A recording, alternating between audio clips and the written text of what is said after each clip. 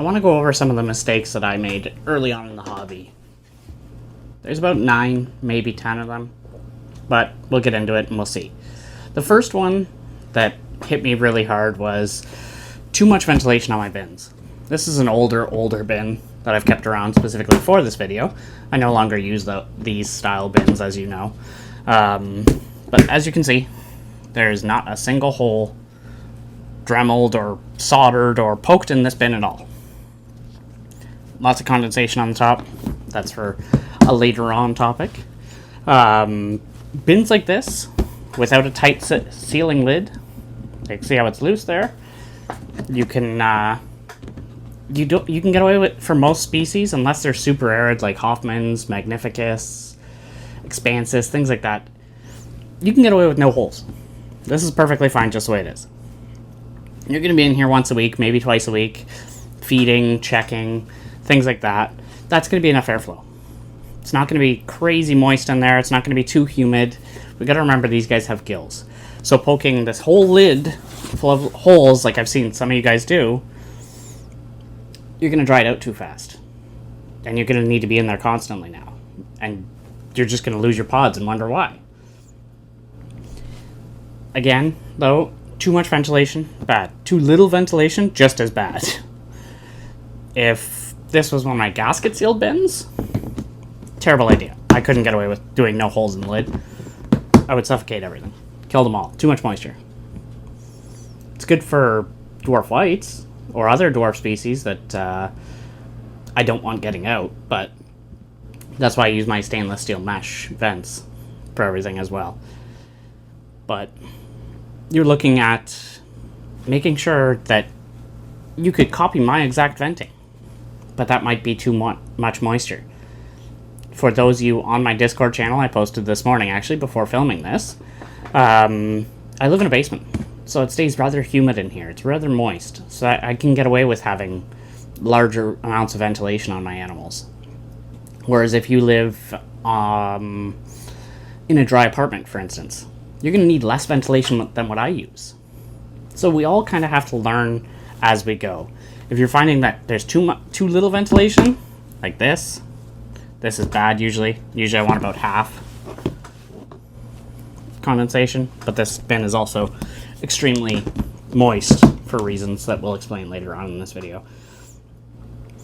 But again, you need to figure it out for yourself and kind of play with it and gear it towards your specifics of your house and your keeping methods. Because maybe you'll water twice a week, maybe you water once a week, maybe you water like me and it's once a month, or as it's needed specifically. But that's kind of, you'll learn that as you go, as you become a more I can't think of the word, but the longer you're in the hobby, we'll say. Next topic, we're going to go into the next one, because ventilation and too little ventilation got a little bit out of hand there. Helicopter parenting. We can't do it. I don't know if you have kids, you don't have kids, doesn't matter. You're all going to know what that means, because I'm about to explain it to you. So if I have this bin, I'm not going to be in here every day scoping things out and checking and poking around and disturbing everyone to see what's going on. I can't do this. Because I'm going to, in a month's time, I'm going to wonder why my bugs aren't breeding. Or they're dying because they're stressed out. Gotta let them do their own thing. As long as it's moist, as long as they have some leaf litter, they're usually good for a while. Especially if you're going away. If you're going away for a week, cool. Make sure their moss is moist, damp to the touch, not soaked.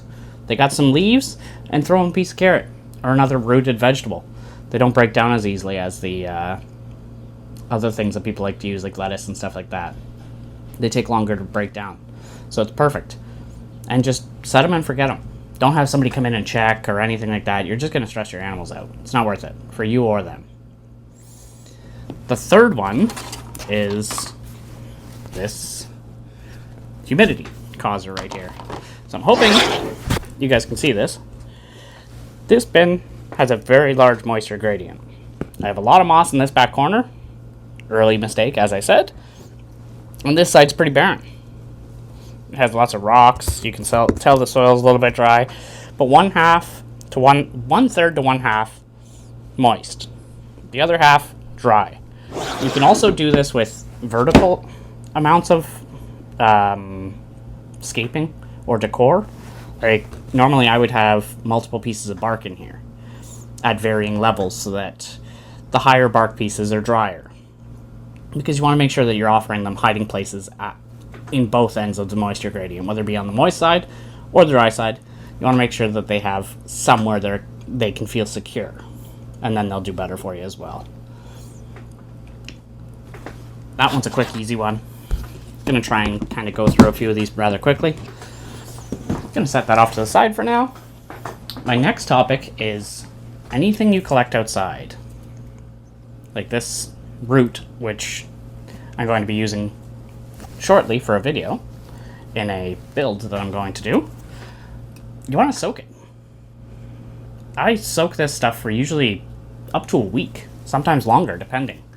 But you never know, because ants, termites, whatever, anything bad, centipedes, other things that you don't really want in your isopod bins, could be nestled up inside this piece of wood, or in that piece of moss, or in those leaves that you collected, whatever it might be.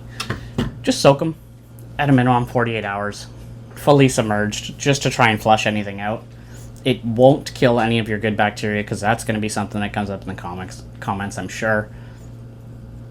Just soak it.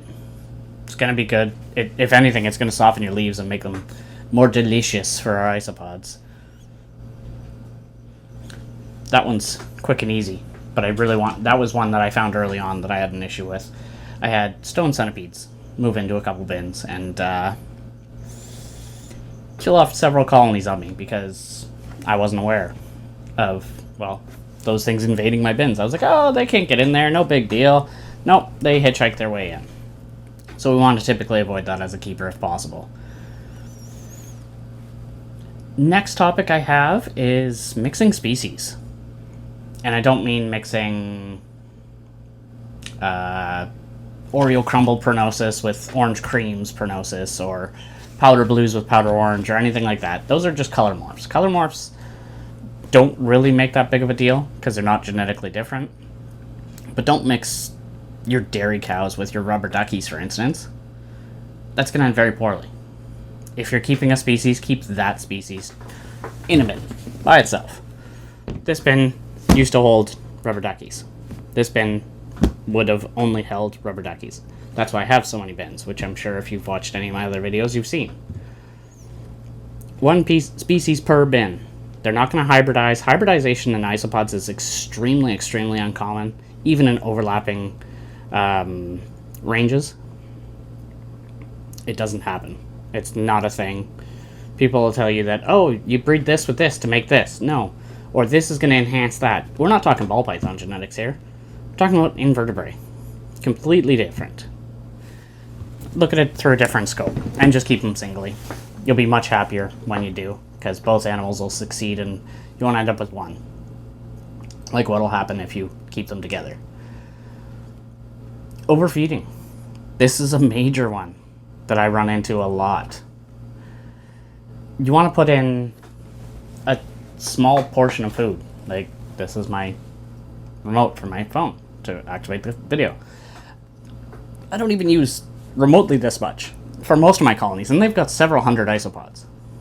I do have a heavy hand sometimes with feeding, but more often than not, if I know that I'm going to be in there within a week or two, I only feed a small amount. I want it to be gone within a few hours, because I don't want to deal with mold or anything fun like that that's going to be a pain in our neck later on. You don't have to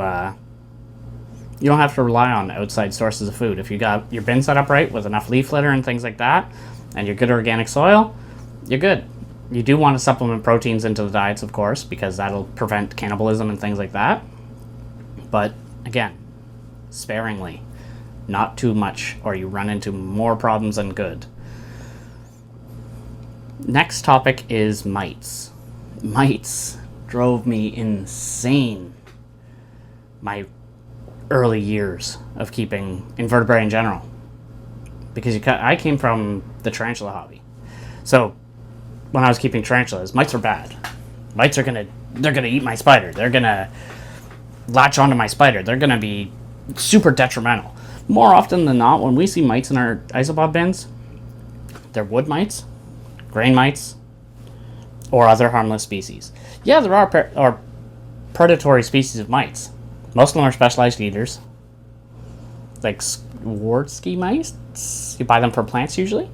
They'll eat other mites. They'll go after your springtails, things like that. They're not detrimental to your isopods, though. Someone's going to tell me that they had mites all over their isopods. There are species of mites that will go dormant on your isopod. So they'll sit on top of your isopod, latch on, and they won't suck their blood or anything. They won't eat them, but they'll hunker down like a little turtle. And that's because the resources that they use to feed on are gone. So they're going to latch onto that isopod and hold on in hopes of greener pastures. They don't want to starve to death, so they force themselves into a dormancy. They'll do it on live animals because then that animal is more often than not in the wild going to travel to a new area. Going to take them to, like I said, greener pastures. They're going to find new food sources for themselves, which means that the mites are going to get to eat as well. They're not going to kill your bugs. They're not going to kill your isopods. And overfeeding. Overfeeding, more often than not, the root of your evil. Mite problems, mold problems, both from overfeeding. Less food, less problems. Number 8 on our list here. Research, research, research.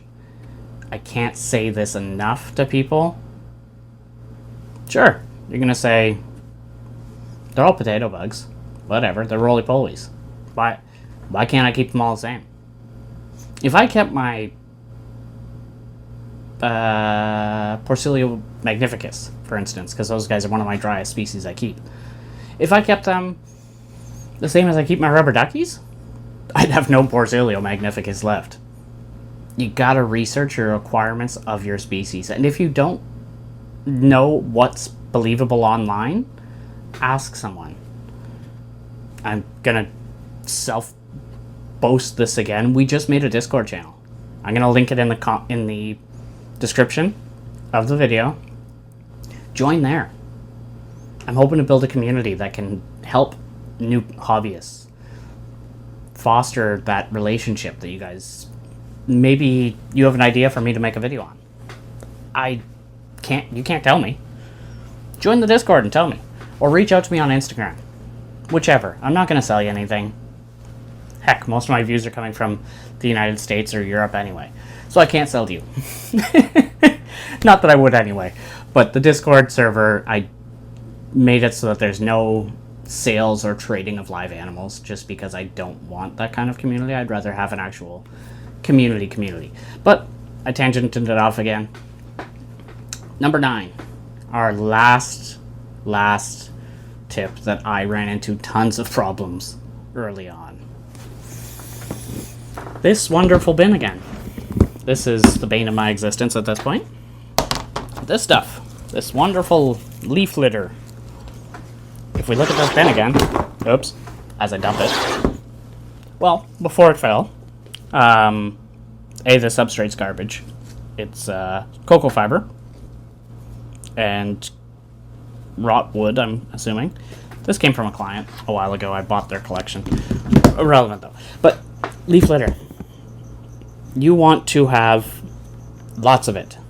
Not only is it going to help with your moisture gradient, it's going to keep your bin more moist, longer on your moist side.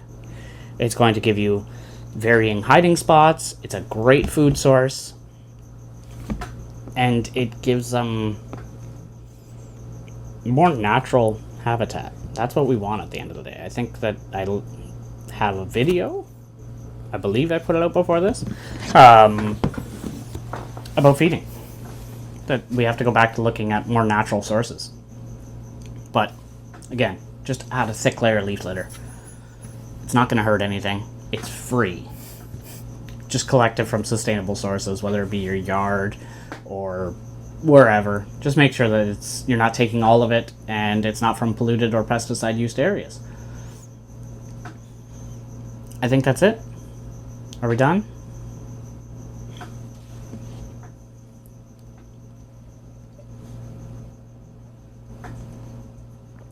Oh. I guess I doubt any of you lasted this long. I have a bonus tip. It's overwatering. Don't do it, if possible. It's going to cause molds. It's going to cause way too much humidity. And if it's the bottom of your bin stays too wet too long, it goes anaerobic, which is a bacteria that produces a very strong sulfur kind of smell. And it lives in low oxygen to no oxygen environments. If you're getting that sewagey sulfur smell, not good. Change your bin and water less. Here's the real end. Thanks for watching, guys. If you have any more questions, let me know in the comments.